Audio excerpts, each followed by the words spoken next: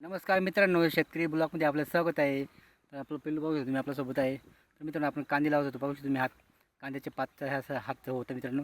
तर कांदे लावायचे बाकीचे काल आज लावले, बाकीचे काल लावले. असे कांदे लावायचं काम चालू आहे.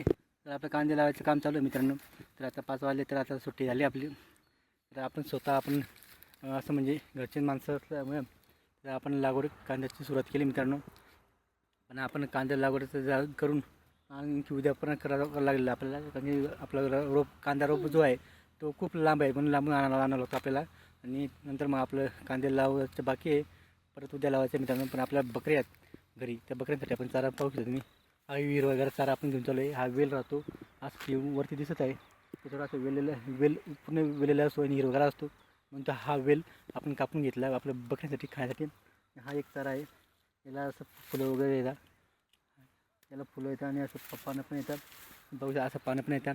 या असं जखमावरती जर लावलं तर जखम पण बरं होतं मित्रांनो. हा आपला गावरान पद्धतीने हा उपचार करण्याचा एक सोपी पद्धत आपल्या शेतकऱ्याची.